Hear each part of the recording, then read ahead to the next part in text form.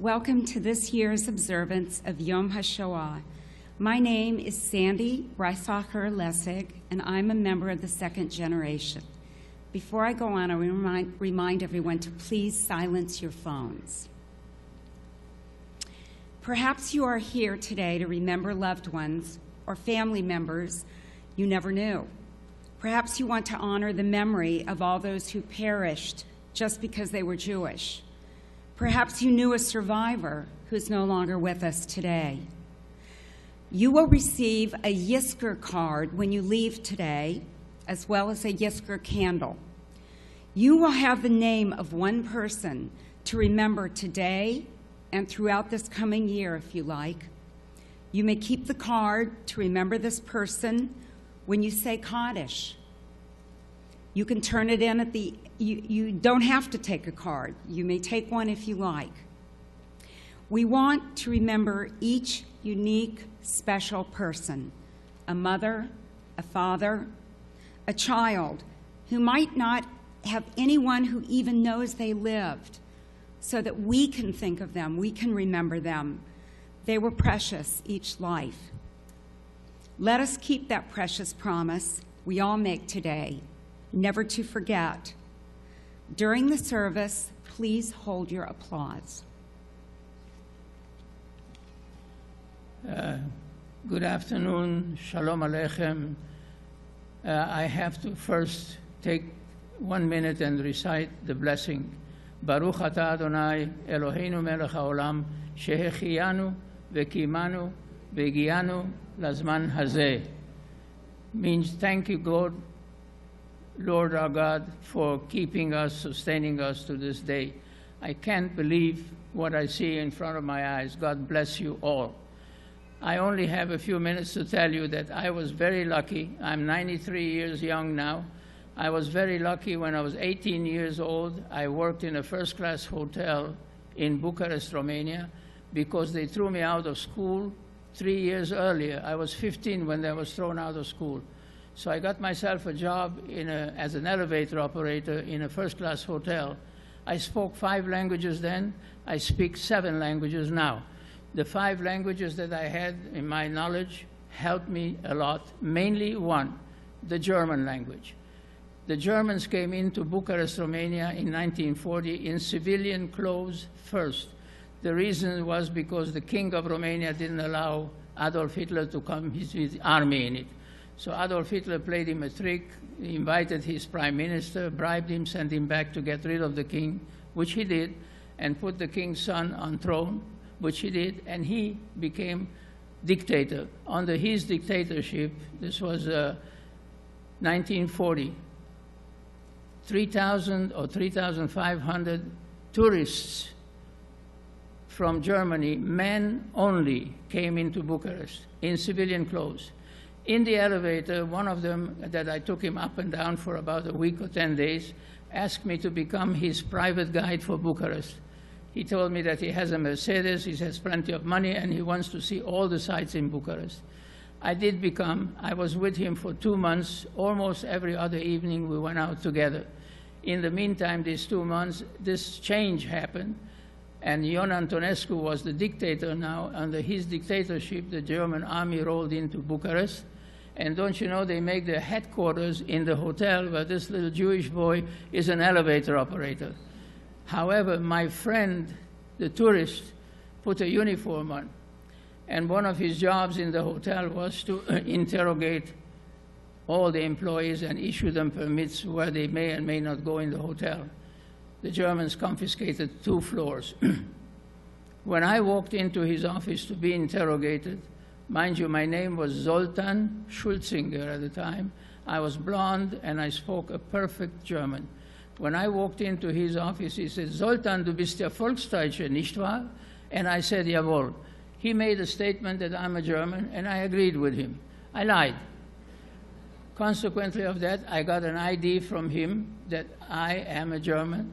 That ID, 3 months later, I was in my apartment looking through the window, and I saw the Iron Guard, which were the pro-Nazis in Romania, were picking up the Jews on my street. Well, I jumped out and took that ID, and went from behind, came to the front door, and I just had enough time to put it with 4 thumbtacks in there and close the door and lock it.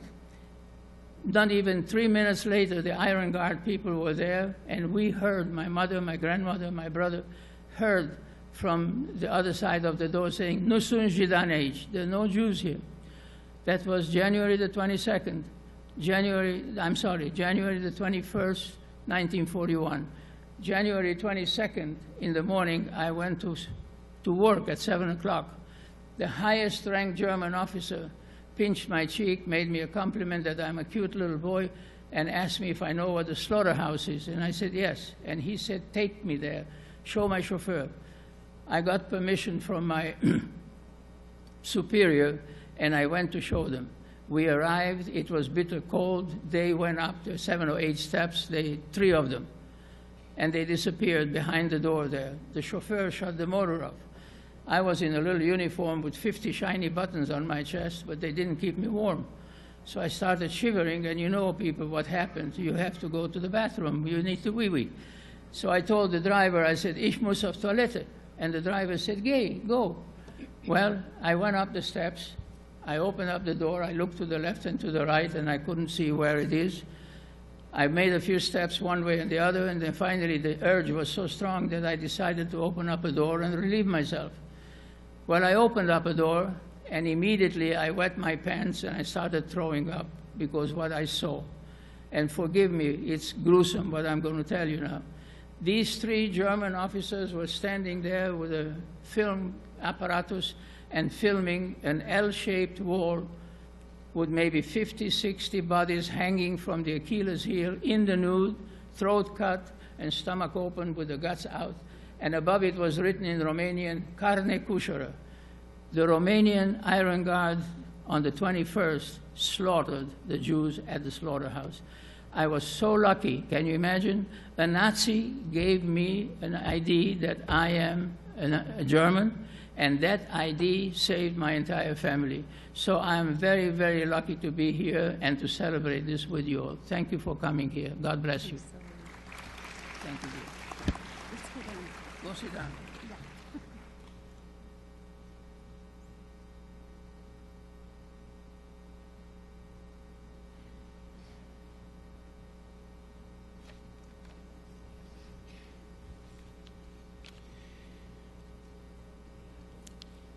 They hid Jews in attics and sewers, in cemeteries and bunkers, in attics and convents. They were rich and poor, from cities and farms, educated and illiterate, professors and doctors, nuns and diplomats, servants and policemen, fishermen, a zoo director, even a circus owner. They falsified papers, they faked baptisms, they smuggled Jews through storm pipes, both neighbor and stranger. They risked life and limb. They were, of course, the righteous of nearly 50 nations, 25,000 righteous Gentiles that Yad Vashem can count, who saved Jews during the darkest days of the Holocaust. The 1,200 Jews who Oskar Schindler alone saved now boast nearly 10,000 family members. And those who visit Yad Vashem walk the avenue of righteous Gentiles, an avenue of lush trees, alive with the courage of each man and woman who risked their own lives to save another. Here in Houston, Compass Stadium holds 20,000 people, the number of children who every day are forced to leave their homes because of inconceivable violence somewhere in our world today.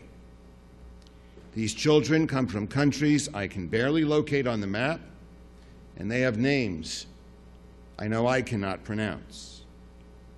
We who live in safety and freedom cannot know their days, their night, but we can ask ourselves as our prayer, who among those children will one day plant a tree for us?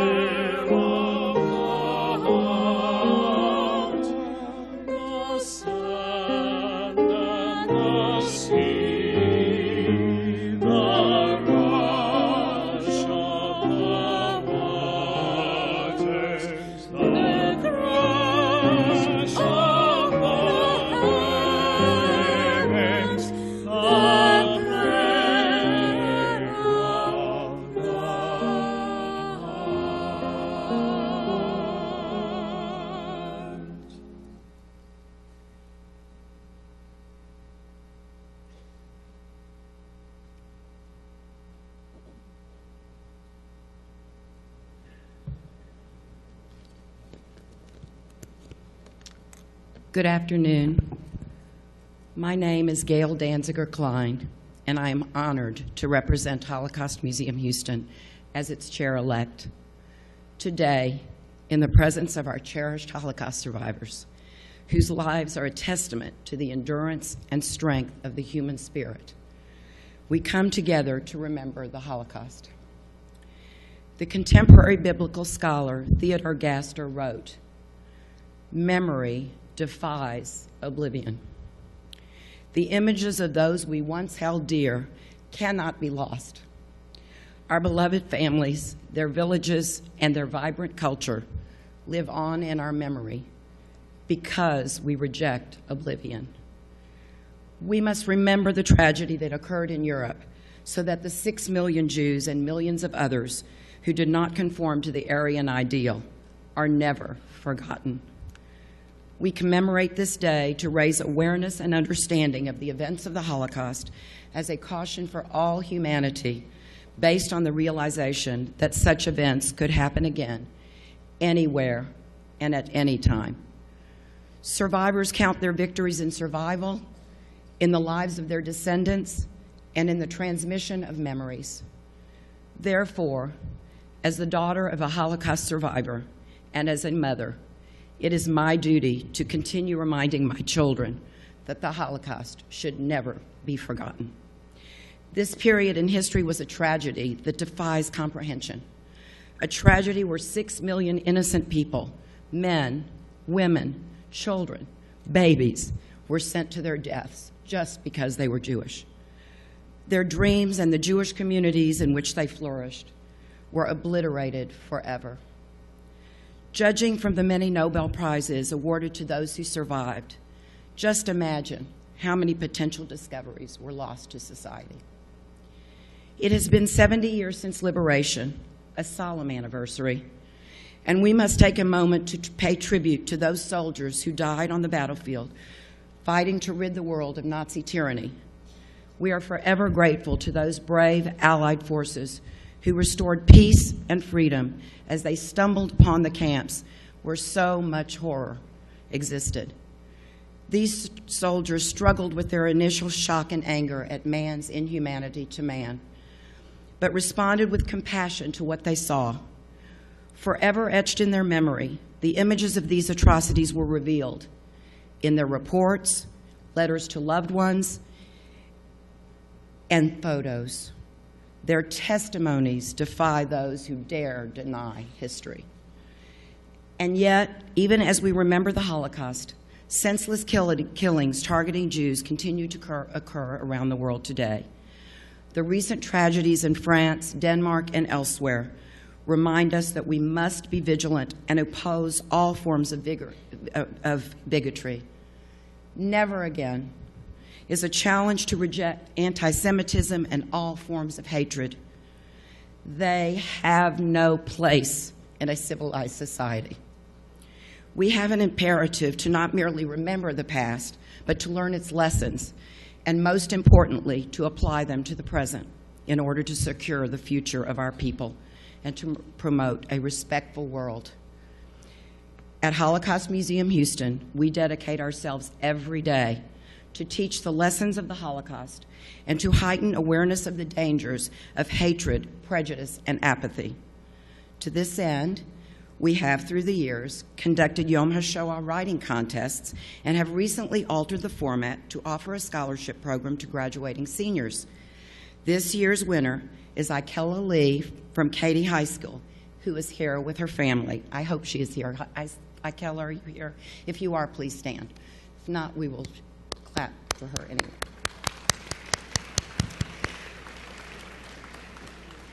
Congratulations. I would also like to welcome the Upstanders Club. There she is. There she is.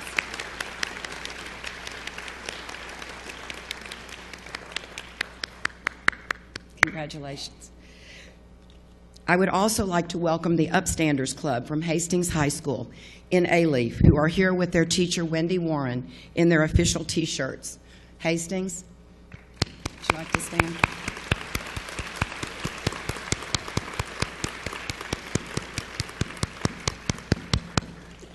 And thank you to the members of the March of Remembrance group for attending this commemoration today.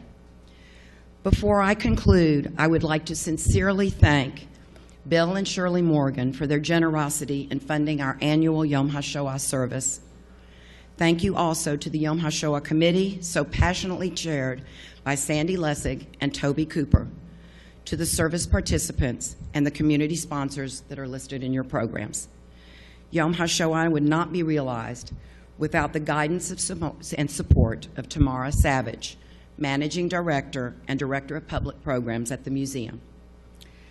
I also want to recognize Dr. Kelly Zuniga, our Executive Director, who is here today. Thank you for all of your guidance and support. We also extend our appreciation to Rabbi Mark Disick, Cantor Mark Perman, and everyone at Congregation Emmanuel for their assistance in hosting the service this afternoon. It is indeed reassuring that communities all over the world are observing similar ceremonies to reflect on the past and to rededicate themselves to protecting human rights. But Yom HaShoah has a personal message as well. Jewish tradition requires us to pay tribute to our loved ones on the anniversary of their passing, their yahrzeit. As we will recite the Kaddish prayer later in the ceremony, Yom HaShoah will serve as their symbolic yahrzeit, giving us the opportunity to fulfill this solemn obligation for the 6 million whose precise anniversary is unknown. May their memories be for a blessing. Thank you.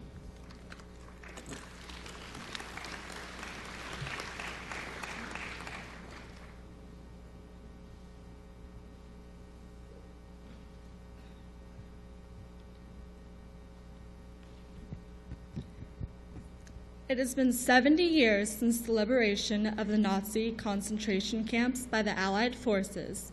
These soldiers and officers thought they had seen everything, but then they entered the camps and nothing had prepared them for what they saw. They were beyond shock. Elie Wiesel, who was liberated from Buchenwald, made these remarks at the First International Liberators Conference in 1987. April 11, 1945, Buchenwald. The terrifying silence terminated by abrupt yelling. The first American soldiers, their faces ashen. Their eyes, I shall never forget their eyes, your eyes. You looked and looked, you could not move your gaze away from us. It was as though you sought to alter reality with your eyes. They reflected astonishment, bewilderment, endless pain, and anger. Yes, anger. Above all, rarely have I seen such anger, such rage contained mute, yet ready to burst with frustration, humiliation, utter helplessness. Then I remember, you broke down, you wept and wept uncontrollably, unashamedly. You were our children then, for we, the 12-year-old, the 16-year-old boys in Buchenwald and Theresen and Mauthausen, knew so much more than you about life and death, men and his endeavors, God and his silence. You wept. We could not. We had no more tears left. We had nothing left. In a way, we were dead, and we knew it.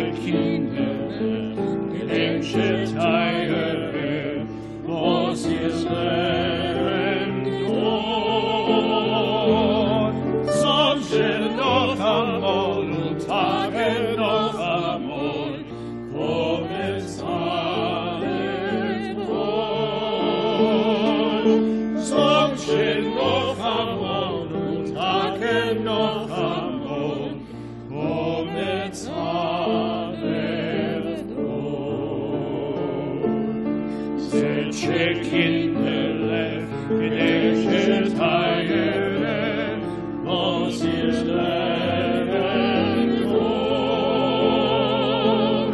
חוב שנוח עמוד ותקר נוח עמוד ומצער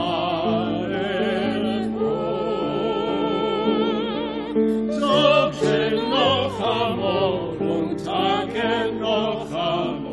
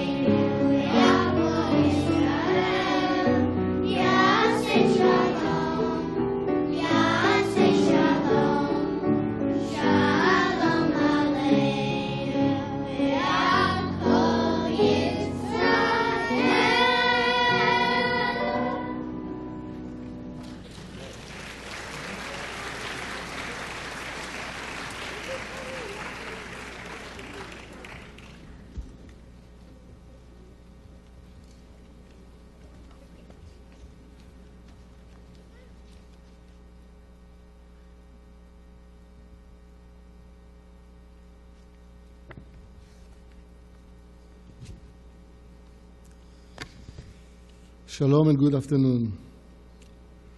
It is a privilege and an honor for me to be here today with you. I would be remiss if I did not thank all of you here at the Holocaust Museum and the other organizers for commemorating this day, which is significant not only for Jews, but if I may say so, for the human race. On this day, we honor those who died and we honor those who survived. But there is also some others we should honor. This day, we tend to forget how much good the United States has brought into the world. We forget it too often and too easily. So it is appropriate that this day we stop and also remember those who fought to defeat the Nazis and those who liberated the Jews from the death camps, the soldiers of the Allies, especially the soldiers of the United States. We will forever be grateful. Some time ago, I had the privilege of having lunch with a famous author, a name you all probably know, Salman Rushdie, who wrote, among other things, the Satanic Verses. We spoke about the latest things in the news that preoccupy all of us, and I asked him, considering the bleak state of affairs in the world, where it appears that extremists carry the day, what do you think the future holds for us? He gave me an interesting answer that I thought was very relevant to what we speak about today, and I would like to share with you. He said, I'm an optimist because you never know what's behind the curve and what's around the corner. And then he gave me an example.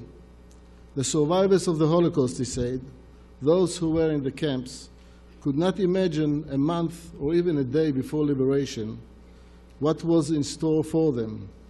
They could not imagine themselves surviving the concentration camps, let alone creating a successful and prosperous life in the next few years. And his point was that the same way the survivors could not see what life holds for them, we cannot see many of the good things that may be in store for us in spite of the bleak state of affairs of the world today. I thought that was a wonderful, optimistic point that can and should be a model for us all. Some people complain that we Jews are too consumed with commemorating the Holocaust, establishing museums and memorials to what they consider is a point of fixation, when in fact, what is really remarkable about the Jewish people is actually how little we are fixated on the past and how quickly we have moved forward, be it on the individual level, and we have some of the best examples here with us today, Bill Morgan, Zoli Zamir, Naomi Warren, and others. They all build themselves a prosperous life and a fulfilling life. Or be it on the national level, where we rebuilt the state of Israel, which was comprised of refugees who came from all four corners of the world, from Holocaust survivors in Europe to refugees from the Arab countries.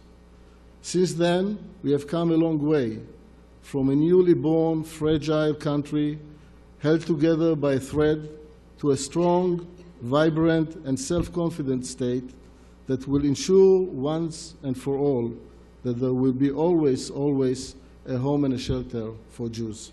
Thank you, shalom, and God bless.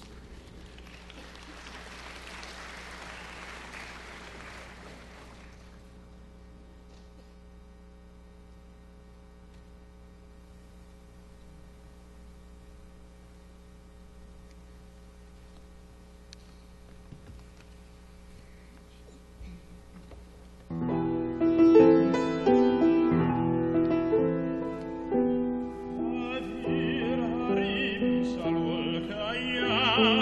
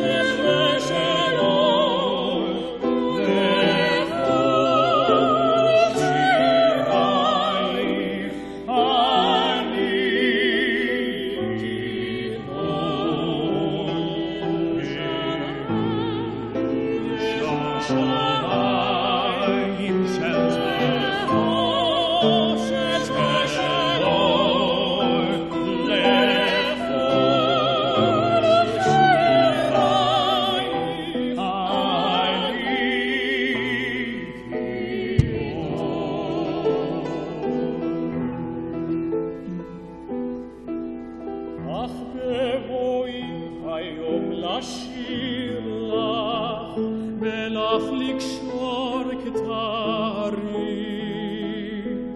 קטונתי מצעיר בנייך ומאחרון המשוררים.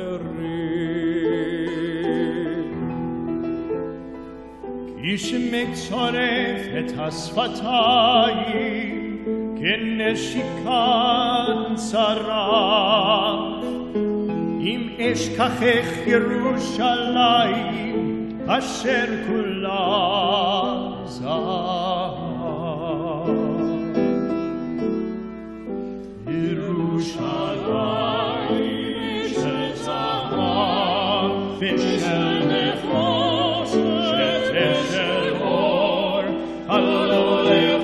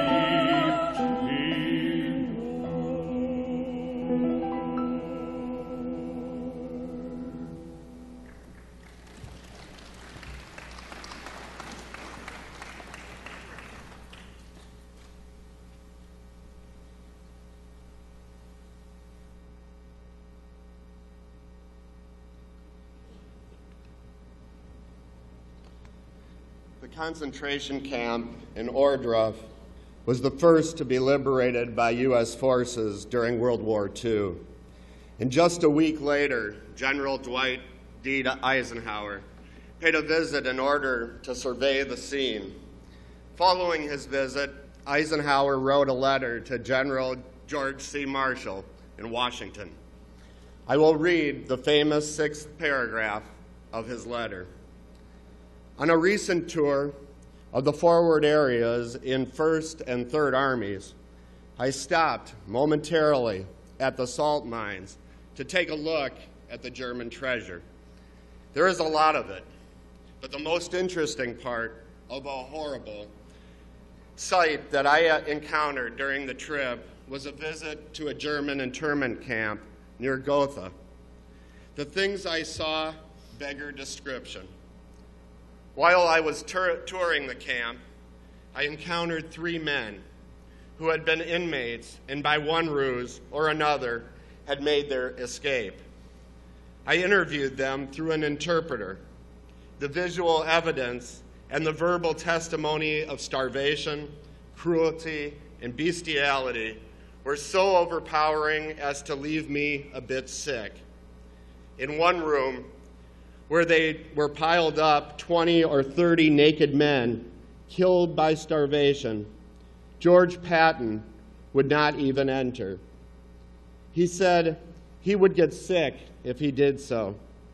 I made the visit deliberately in order to be in a position to give firsthand evidence of these things, if ever, in the future, there develops a tendency to charge these allegations merely propaganda. Leon Bass served in the 183rd Engineer Combat Battalion, a segregated unit. As a black soldier, he experienced the oppression and humiliation of being a second-class citizen in his own army. No one had told me about the death camps. I went through many orientations, but no one shared with me what had been going on in Europe for so many years. On this day, in April in 1945, with some of my comrades, I walked through the gates of a place called Buchenwald. I was totally unprepared for what I saw. Someone of 19 couldn't have been prepared, for he hasn't lived long enough. I was still trying to develop my own value system. I was still trying to sort things out. And then all of a sudden, slap, right in the face, was the horror perpetrated by man against man. Survivors experienced different feelings when liberated. Some were joyous, others were sad when they realized all that had been lost. Dr. Hadassah Rosensoft, who was liberated from Bergen-Belsen, gave this account. And then came April 15th, 1945. I will never forget that day. It was Sunday, a very hot day. It was quiet. Nobody had been seen outside the barracks. The camps seemed to have become abandoned, almost like a cemetery.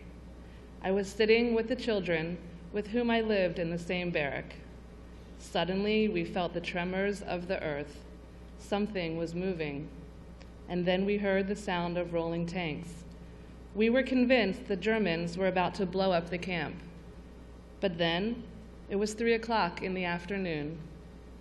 We heard a loud voice say in German, "Hello, hello, you are free. We are British soldiers, and we came to liberate you." We ran out of the barracks and saw in the middle of the road a British Army car with a loudspeaker on the top going through the camp and repeating the same message over and over again. Within minutes, hundreds of women stopped the car, screaming, laughing, and crying, and the British soldier inside was crying with us. How tragic it was that the great majority did not even realize that we were free, because they were too unconscious or too sick to understand what was happening. Esther Cohen, survivor, gave this account. At the actual time of liberation, I do not think I truly believed it was over. Certainly, hard as I tried, I could never begin to understand the madness, the blackness, and the brutality of the years past that were now over. What I did know was that for the first time in what seemed like an eternity, people had smiles on their faces, even if those smiles only lasted a moment as their minds flashed back to those lost, to a world gone mad, to acts and events that were beyond human comprehension. What I remember best is my father taking me in his arms and saying to me, "My dear child, our family, once a strong, beautiful tree, is no more. They have chopped it in pieces and cast those pieces in the inferno. But a branch has survived, and now that branch must grow, and from it must come new life." Those words and my mother's eyes when she looked at me have remained in my heart and in my soul as a reminder that somehow I lived when so many others did not.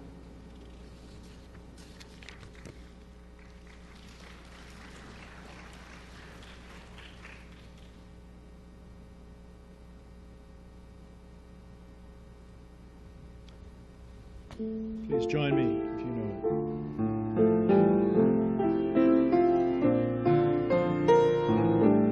Le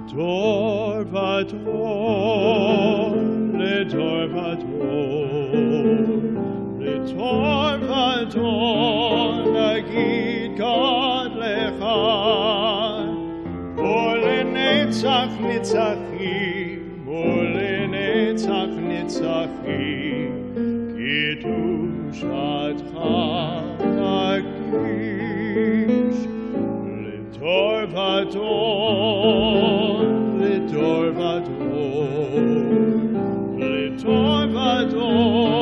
nagid God lecha, ulenetzach nitzachim, ulenetzach nitzachim, kedushatcha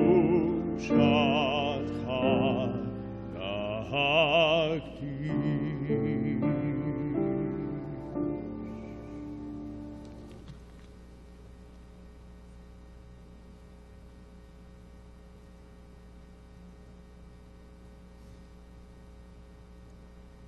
This piece was made possible by the DeCamera of Houston Young Artists Program and the Holocaust Museum Houston.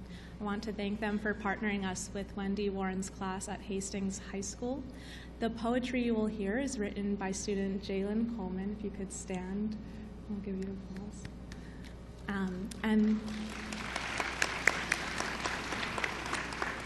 And the music was composed by DeCamera young artist Thomas Docherty. The piece is to commemorate Ilse Weber, a resident of Theresienstadt who perished in Auschwitz. She was a poet and musician who cared for children in the infirmary. Thank you.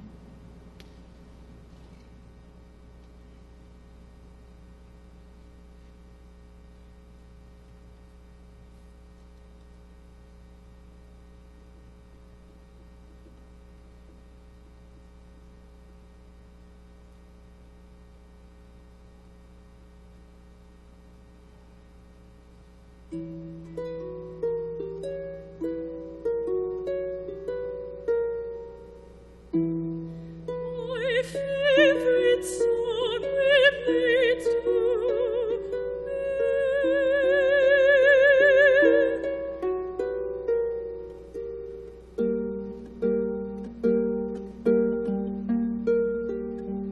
my favorite artist relates to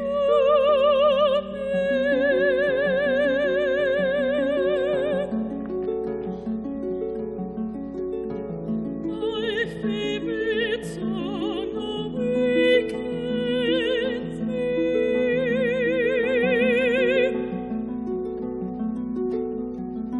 My favorite artist helps me.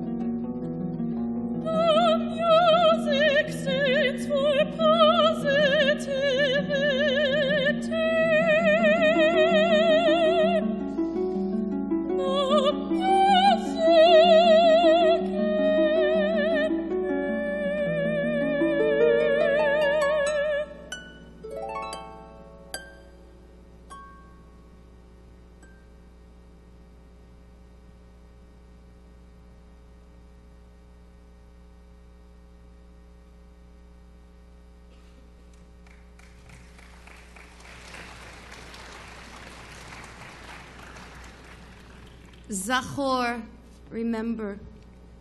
Today we join Jewish communities throughout the world as we light 6 yahrzeit candles. We remember those from our own families and those who have no family to mourn them.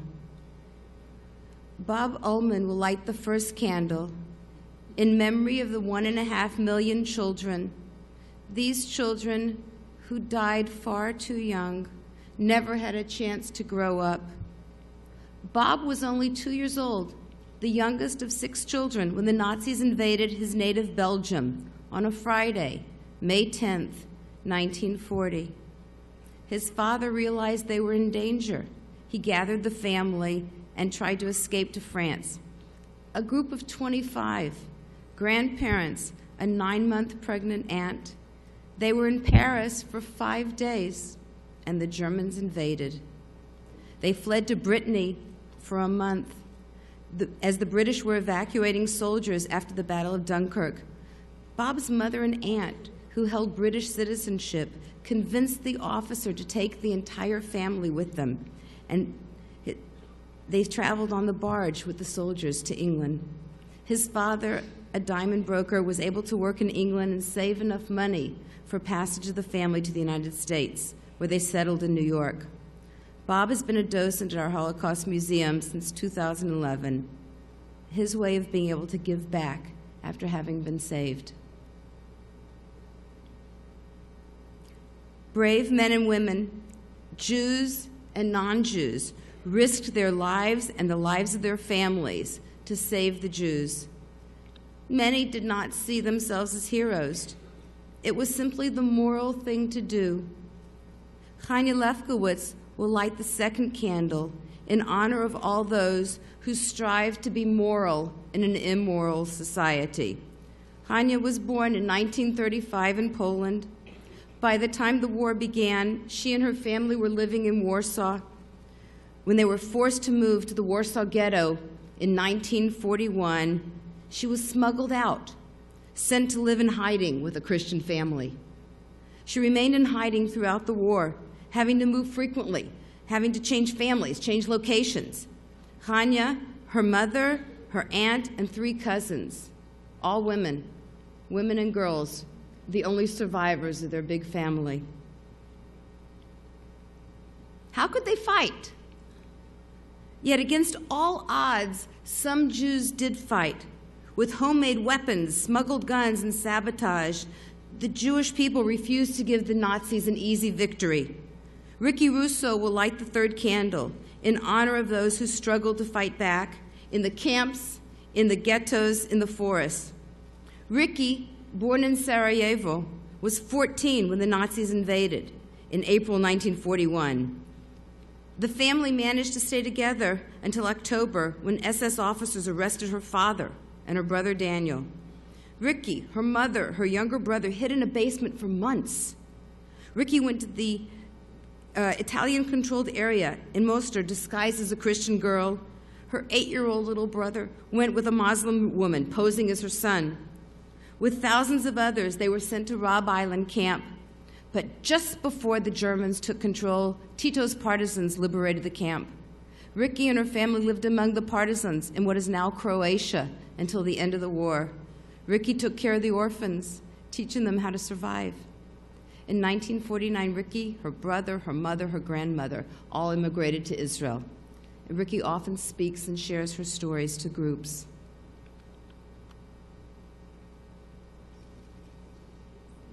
We are grateful for those in the armed forces who fought valiantly against the Nazis, struggling to defeat the empire of evil. Helen Collin will light the fourth candle in their honor. Helen was born in Łódź, Poland, one of 4 children. By February 1940, the Germans had forced the Jews to the ghetto, where they faced a life of starvation, slave labor, and constant terror. During that time, her beloved father was killed. In early 44, she married Kopel Collin in a group ceremony in the ghetto.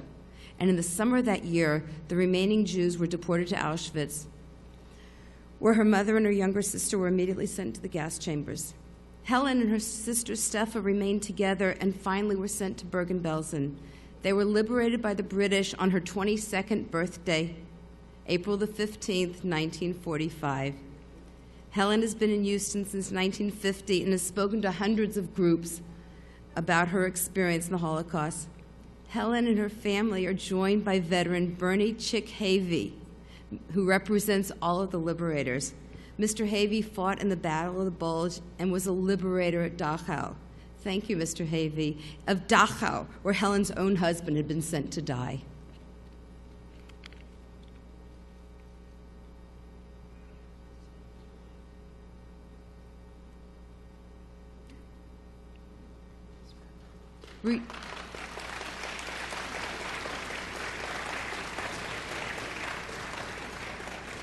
Resistance takes many forms. Just staying alive took tremendous courage. While the Nazis sought to destroy Jewish life, teachers and rabbis continued to teach and strengthen the Jewish spirit. Artists, musicians, singers, and performers struggled to create beauty and give comfort to other Jews, not knowing if they would even be alive for the next day. Inga Ruth Fletcher will light the fifth candle in honor of all of those who tried to bring light in the days of darkness. Inga Ruth Fletcher was forced to flee Germany with her family when she was 11 years old on a luxury German cruise liner. The trip to Shanghai took 4 weeks, and then they were taken to a refugee camp. She was a pupil and later an assistant at the Kaduri School for Jewish Refugee Children. After the war, Inga Ruth was hired as a cashier at the PX in the Army base, and where she met Carl Fletcher, a U.S. Army officer. In 1947, they were married and moved to Houston.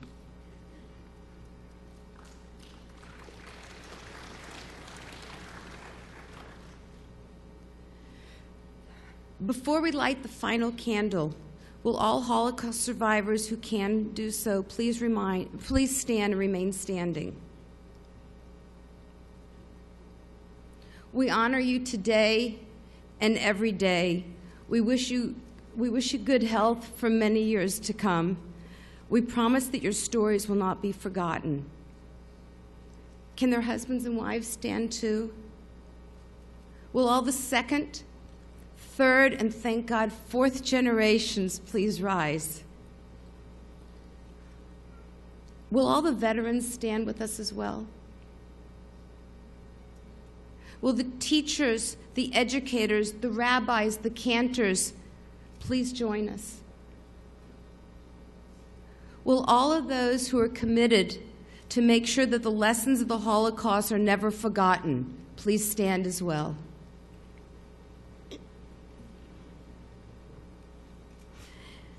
In a moment, Bill Orland will light the final candle in memory of the 6 million men, women, and children murdered in the Holocaust. Bill was only 7 years old when the German troops invaded Poland. Soon after, Bill, his mother, his father, and his brother and all the Jews in his native Brock were forced to march 50 miles. That traumatic walk may have saved them, as shortly after the area was ruled by the Soviets. The family continued to move east, spending much of the war years on the run. Suffering hunger, malnutrition, they eventually made their way to Uzbekistan. After the war, Bill and his family stayed in a DP camp in Germany, eventually making their way to Canada before settling in Houston. Today, Bill speaks to many groups about his experience and coordinates our Survivor Speakers Bureau. As we light the sixth candle, let us promise to continue the legacy of our survivors and to never again allow hatred and bigotry to triumph. Please remain standing for El Moleh Rachamim.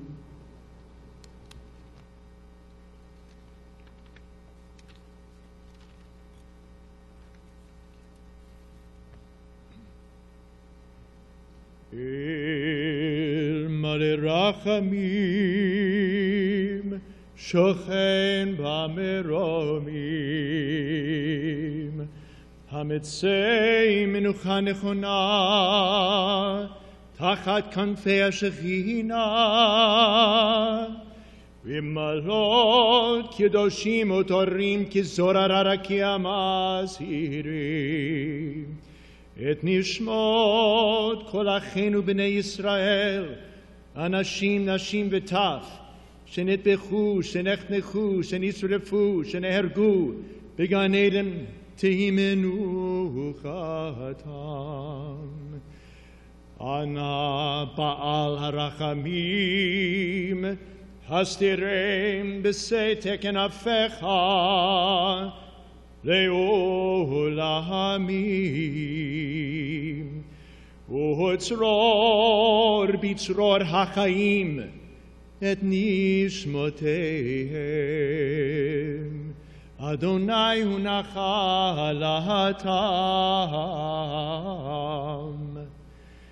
וינוחו ושלום על משכבותיהם. ונאמר Amen.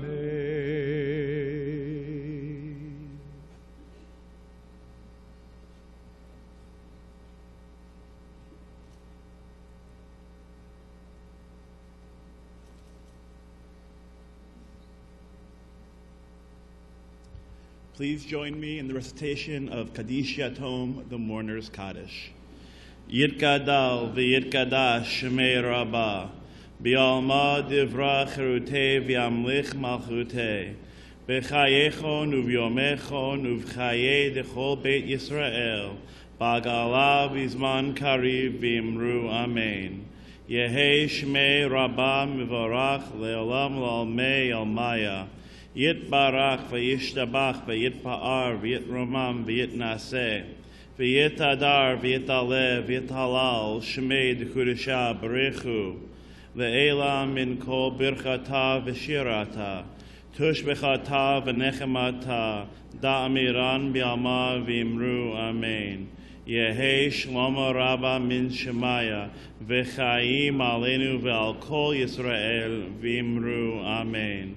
Oseh shalom bimromav, hu yaseh shalom aleinu v'al kol Yisrael v'imru Amen.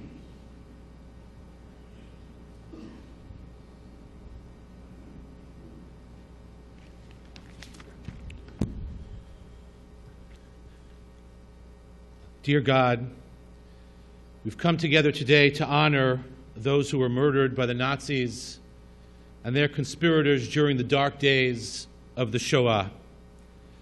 They were murdered for but one reason: because they were Jews, because of the unique historical identity you bestowed upon them. The death cult of the Nazis had as their plan to extinguish Jewish life from the planet. They did not want synagogues like this, or any synagogue for that matter, to exist. They did not want communities like ours to exist. Friends, look at the person next to you.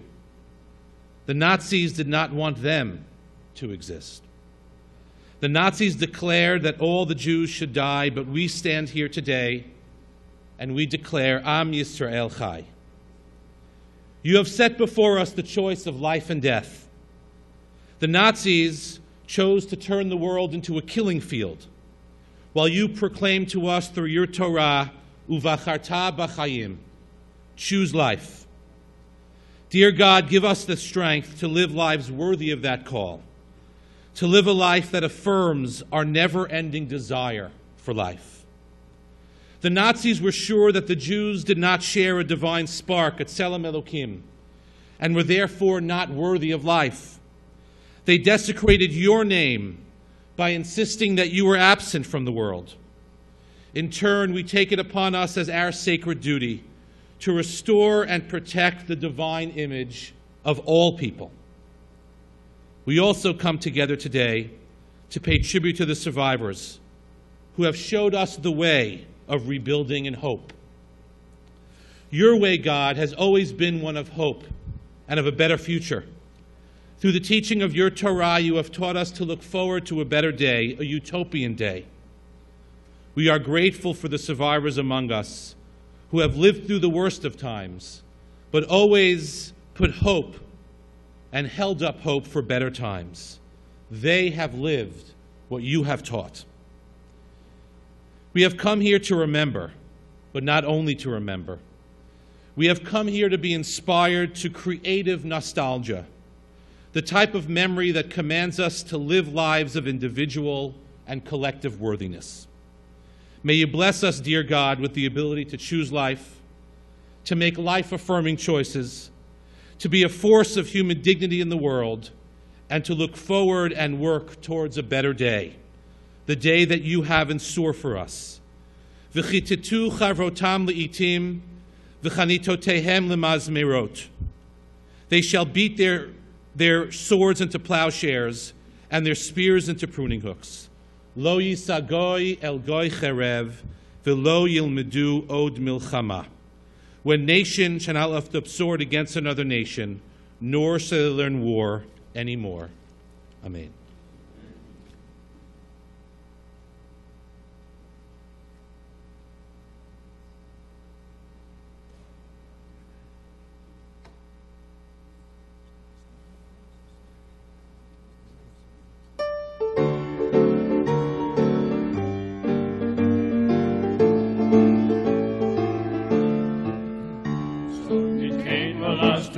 gestern letzten Weg. In Himmeln bleiben verstellen neues Weg. Da kommen weg noch unser ausgewenkte Schuld. Es fällt erbeugt an unser Trott, wir seinen Lohn. Da kommen weg noch unser ausgewenkte Schuld. Es fällt erbeugt an unser Trott, wir seinen Lohn. Von grünem Palmenland bis weichen Land und Schnee. Wir seien da mit unser Pein, mit unser Weg. Und wo wir fahren, sie spritzt von unser Blut. Wer sprotzt an unser Chore, unser Mut. Und wo wir fahren, sie spritzt von unser Blut. Wer sprotzt an unser Chore, unser Mut. One day you mustn't say this is the end, even though you walk alone without a friend. For the day that we all dreamed about is near, when we'll shout to all the world that they are here. For the day that we all dreamed about is near, when we'll shout to all the world we still are here. תאמר הנה דרכי האחרונה, את אור היום נפגשו שני העננה. זה יום נפשענו לו עוד יעלה יבוא, ומצעדנו עוד ירים אנחנו פה. זה יום נפשענו לו עוד יעלה יבוא, ומצעדנו עוד ירים אנחנו פה.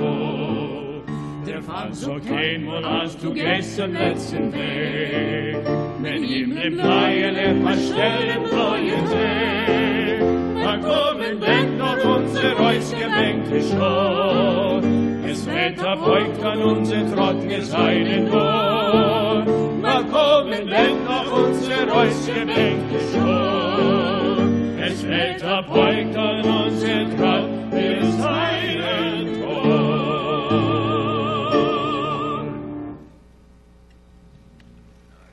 We rise for Hatikvah.